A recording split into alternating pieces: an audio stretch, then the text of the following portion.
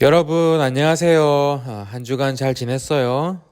요즘 날씨가 참 좋아요, 그죠? 햇살도 좋고 적당히 비도 와서 공기도 맑고 그렇게 덥지도 않고 딱 놀기 좋은 계절입니다. 딱 놀기 좋은 이 계절에도 이렇게 여러분 예배 시간 지켜서 예배하는 여러분들을 정말로 축복합니다.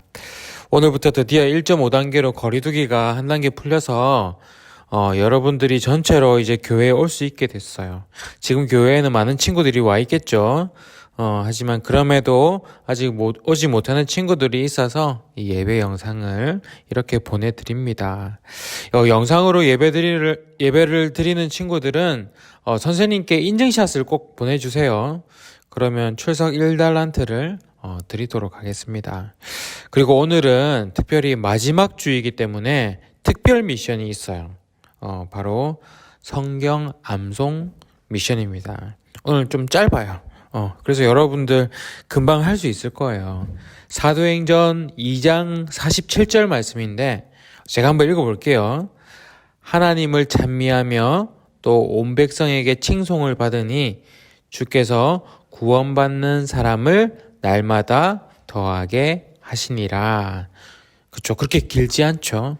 그래서 이 말씀 외워서 영상으로 보내주면 3달란트 추가로 드리도록 할게요. 자, 그러면 우리 이 시간 지난주에 불렀던 찬양 하나님을 바라볼 때 우리 함께 찬양하면서 초등부 예배를 시작하도록 하겠습니다. 함께 찬양할게요.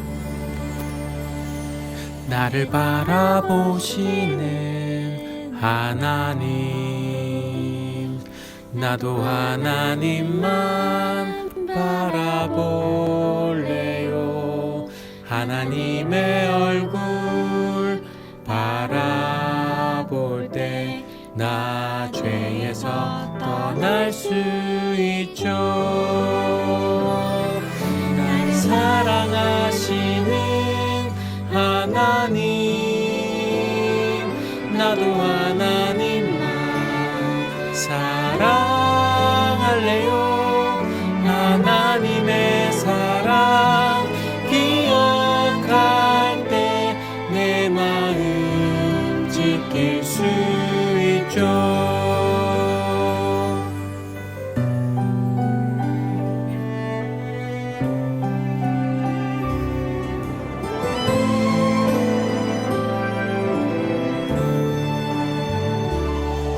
나를 바라보시는 하나님, 나도 하나님만 바라볼래요. 하나님의 얼굴 바라볼 때 나 죄에서 떠날 수 있죠. 날 사랑하시는 하나님, 나도 하나님만 사랑할래요. 하나님의 사랑 기억할 때 내 마음 지킬 수 있죠.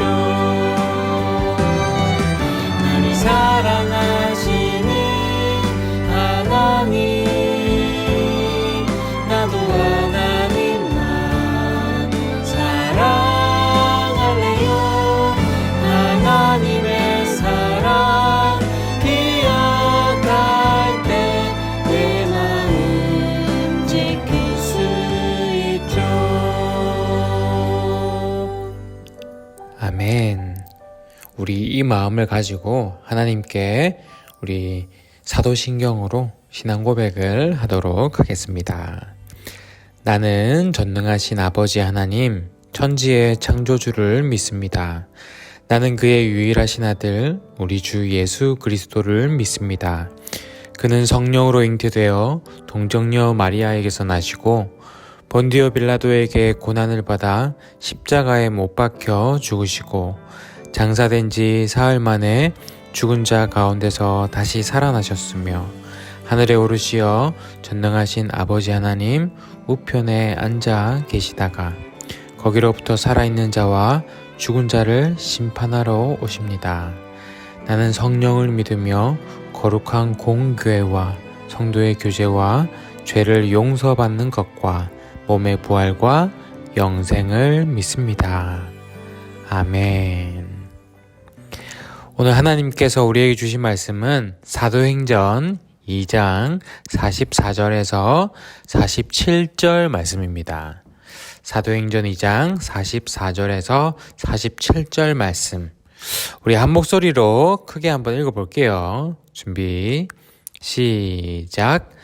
믿는 사람이 다 함께 있어 모든 물건을 서로 통용하고 또 재산과 소유를 팔아 각 사람의 필요를 따라 나눠주며 날마다 마음을 같이하여 성전에 모이기를 힘쓰고 집에서 떡을 떼며 기쁨과 순전한 마음으로 음식을 먹고 하나님을 찬미하며 또 온 백성에게 칭송을 받으니 주께서 구원받는 사람을 날마다 더하게 하시니라.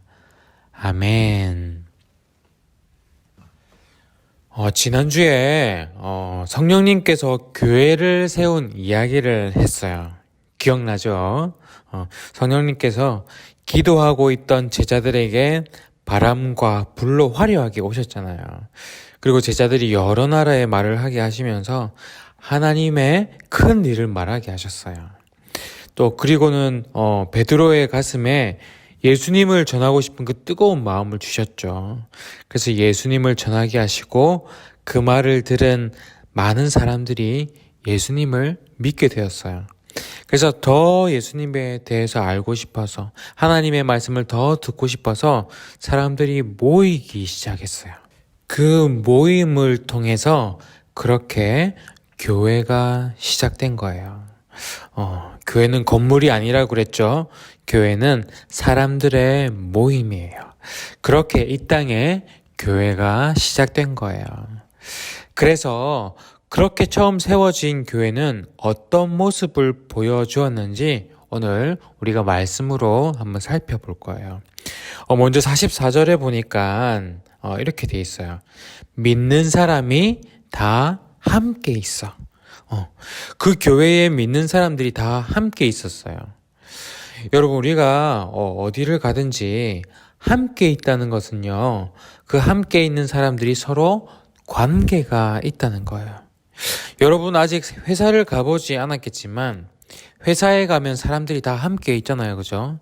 그 사람들은 다 어떤 관계일까요? 어떤 관계에 있는 사람들일까요? 그들이 서로가 서로를 뭐라고 부르죠? 이렇게 부르잖아요. 사장님, 부장님, 팀장님, 대리님 이러면서 회사의 그 직분으로 부르잖아요. 그래서 상사와 부하 직원의 관계에 있겠죠. 그리고 학교에 가도 여러분들이 모여 있잖아요. 그죠? 학교에서는 어떤 관계의 사람들이 모여 있어요? 선생님과 학생들, 또 여러분들끼리는 반 친구들, 또 학년 간에는 선배, 후배가 있겠죠. 이렇게 사람들이 모여 있을 때 서로 어떻게 부르는가에 따라서 그 모임이 어떤 모임인지 알 수가 있어요. 자, 그러면 이 교회의 이 모임은 서로를 어떻게 부를까요? 교회에 모여 있는 이 사람들 서로를 어떻게 부를까요? 여러분, 혹시 교회에서 형제님, 자매님 부르는 거 들어봤어요? 형제, 자매. 때로는 물론 집사님, 권사님 같은 직분의 호칭도 있지만 기본적으로 누구누구 형제님, 누구누구 자매님 이러면서 우리는 형제, 자매라고 불러요. 여러분들도 들어봤죠? 그런데 형제, 자매는 사실 어디서 사용하는 말이죠? 가정에서 쓰는 말이잖아요. 교회에 모인 사람들의 관계는 나이가 많든 나이가 적든 부자이든지 가난한 자이든지 높은 위치에 있는 사람이든지 낮은 사람이든지 아무 상관없이 그런 거 상관없이 다 형제 자매였어요. 형제 자매로 불렀어요. 서로 형제 자매의 관계였던 거예요. 하나님 안에서 가족의 관계인 거예요. 그리고 또 44절을 보니까, 뒤쪽에, 44절 뒤쪽에 보니까, 모든 물건을 서로 통용하고, 여러분, 모든 물건을 서로 통용한다는 게 뭘까요? 물건들을 다 같이 쓴다는 거예요. 보통 물건에는 주인이 다 있잖아요. 네 거, 내 거, 이런 거 있잖아요. 그런데 교회에 있는 물건들은, 네 거, 내 거 없이 서로 같이 쓴다는 거예요. 이것도 가정과 되게 비슷하죠. 집에서도 가족끼리 물건은 다 같이 쓰잖아요. 그죠? 그리고 또 45절에 보니까 이렇게 돼 있어요. 그때 교회가 또 재산과 소유를 팔아 각 사람의 필요를 따라 나눠주며, 여러분 자신의 재산과 소유를 팔아서 사람들에게 나누어 줬대요. 왜 그랬을까요? 그냥 돈이 많아서 그냥 플렉스 하는 걸까요? 나 돈 많아. 이렇게 자랑하는 걸까요? 아니죠. 그곳에는 가난한 사람들이 있었거든요. 이 세상 어디를 가든지 가난한 사람들이 있고 부자가 있어요. 그죠? 그런데 우리는 가족이 아니라면 아무리 가난한 사람을 봐도 자기 재산을 잘 나누어 주지는 않아요. 그런데 교회는요, 정말 특별한 공동체였어요. 자기 가족은 아닌데 그 교회 안에서 서로 형제 자매가 되니까 그 가난한 사람을 보고 그냥 지나칠 수가 없는 거예요. 나는 여유가 있고 가끔씩 사치도 부리면서 사는데 저기 저 형제님은 하루에 한 끼도 제대로 못 먹고 사는 거예요. 그걸 보고 그냥 넘어가지지가 않는 거예요. 너는 너고 나는 나다. 그렇게 되지가 않는 거예요. 그래서 집에 가서 양 한 마리 팔고, 땅도 조금 팔고, 집에 가구들, 잘 안 쓰는 가구들도 좀 팔고, 그래서 그 돈으로, 그게 필요한 사람들에게 나누어 주는 거예요. 여러분, 우리가 집에서 동생이 굶고 있는데 쩔쩔 굶어서 배고프다고 하고 있는데 나 혼자 방 안에 가가지고 치킨 혼자 맛있게 먹을 수는 없잖아요. 함께 나누어 주는 게 가족이에요. 이 교회도 그런 모습이었어요.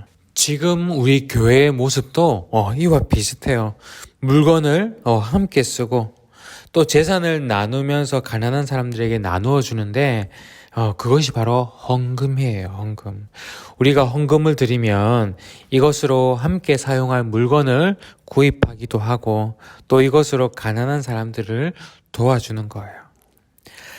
그리고 또 교회가 어떤 모습이었냐면 46절에 보면 날마다 마음을 같이하여 성전에 모이기를 힘쓰고, 날마다 한 마음으로 모였어요. 여러분, 그들이 성전에 모인 이유는 뭘까요? 하나님께 예배드리기 위해서. 교회가 가족과 아주 비슷하지만 가족과 조금 다른 부분은 다 같이 하나님을 예배한다는 이 하나의 마음이 있는 거예요. 가족은 언제나 다 같이 있기는 하지만 하나님을 예배하는 이 하나의 마음이 다 있는 건 아니잖아요. 어떤 가정은 하나님을 예배하는 가정이지만 또 어떤 가정은 하나님을 예배하지 않아요. 하나님을 예배하지 않아도 가족이 안 되는 거는 아니잖아요. 그런데 교회는 하나님을 예배하는 이 하나의 마음이 없다면 교회가 될 수가 없어요. 그래서 교회에서 가장 중요한 것은 하나님을 예배하는 이 하나의 마음으로 모이는 것에 힘쓰는 것. 이것이 아주 중요해요. 그래서 주일날 예배 드리고 또 새벽 예배도 있고 수요 예배도 있고 금요 예배도 있고 이렇게 우리가 모이는 것에 힘쓰는 거예요. 여러분들도 주일날 아침에 늦잠 잘 수 있는 날인데 일어나서 교회에 와야 되잖아요. 이렇게 모이기 위해서 힘써서 온 거잖아요. 힘써서 영상 틀어서 예배 드리고, 그죠? 이게 교회예요. 그리고 이렇게 모여서 예배를 드리고는 46절 뒷부분에 보면 이렇게 돼 있어요. 집에서 떡을 떼며 기쁨과 순전한 마음으로 음식을 먹고. 예전에는 사람들이 모일 때 회당이라는 곳에서 모일 때도 있지만 집에서 많이 모였어요. 어떤 날은 누구 집에 가서 모이고, 어떤 날은 또 다른 사람 집에 가서 모이고, 그곳에서 함께 예배 드리고, 그리고 예배 드리고 나서 항상 그냥 가지 않고 함께 음식을 먹었어요. 밥을 먹었어요. 여러분, 가족이라는 말을 또 다른 말로 우리가 식구라고도 하죠. 식구. 그죠? 여러분, 근데 식구가 무슨 뜻인 줄 알아요? 식구는 한 집에서 함께 살면서 밥을 같이 먹는 사람이 식구예요. 그래서 교회에서 우리가 함께 음식을 먹는다는 것은 우리는 한 식구입니다. 하나님 안에서 한 식구입니다. 이런 뜻이에요. 그래서 지금은 코로나 때문에 교회에서 음식을 먹을 수는 없지만 항상 예배가 끝나면 우리 저기 식당에 다 같이 가서 항상 밥을 먹었어요.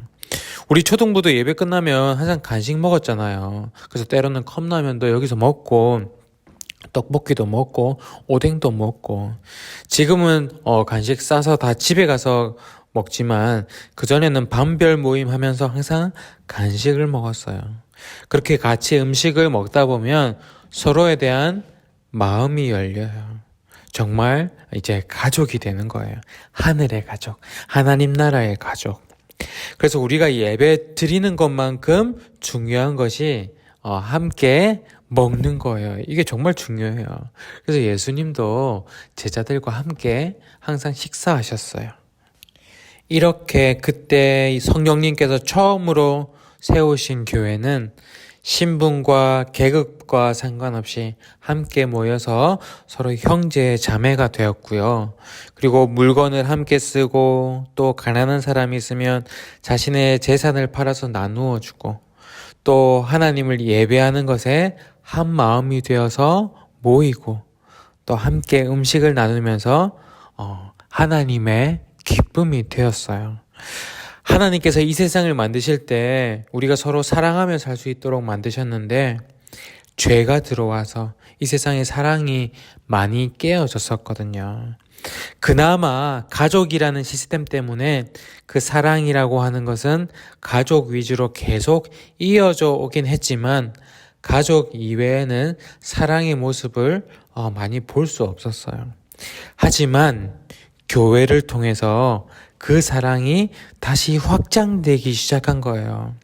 가족이 아니라도 모여서 함께 나누고 함께 먹고 함께 예배하면서 교회가 사랑의 모습을 보여준 거예요. 하나님께서 얼마나 기쁘셨을까요? 이렇게 교회에서 사랑을 나누는 모든 것들이 사랑이신 하나님을 찬미하는 거였어요. 하나님을 드러내고 하나님을 찬양하는 것이었어요.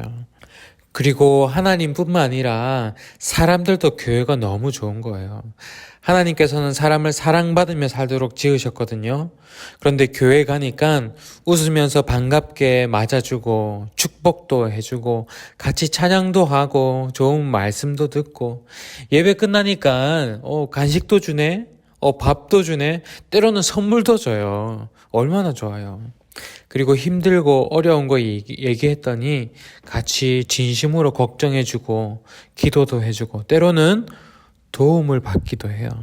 얼마나 좋아요. 이 모든 것을 아무 조건 없이 받는 거예요.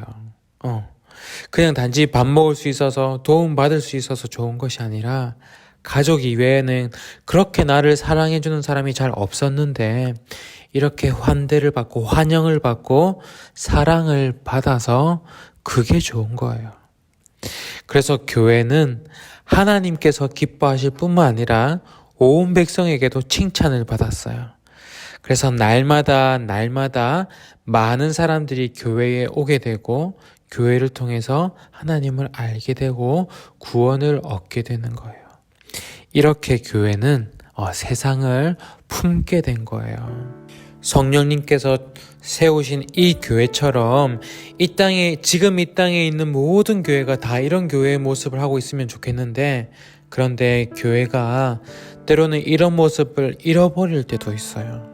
그래서 우리는 처음 세워진 이 교회의 모습을 성경을 통해서 자주 살펴보면서 다시 이런 교회의 모습으로 돌아가려고 하는 거예요. 여러분, 우리 초등부도 이런 교회가 되었으면 좋겠어요. 서로 사랑하고 함께 하나님을 예배하고 함께 게임하며 놀기도 하고 그렇게 웃고 또 함께 맛있는 거 먹기도 하고 이곳에서 사랑받으며 또 사랑하며 그렇게 지내는 우리 초등부가 되었으면 좋겠습니다. 우리 이 시간 이렇게 한번 기도해 볼까요? 기도할 때 하나님, 이 땅에 교회를 세워주시고 또 저를 교회에 보내주셔서 감사합니다. 이곳에서 좋은 사람들을 만나고 또 하나님을 만나며 사랑받게 해주셔서 감사합니다. 우리 교회가 하나님이 기뻐하시고 또 사람들에게 칭찬받는 교회가 되게 해주세요. 우리 이 시간 여러분들의 목소리로 한번 하나님께 기도할게요. 함께 기도하겠습니다.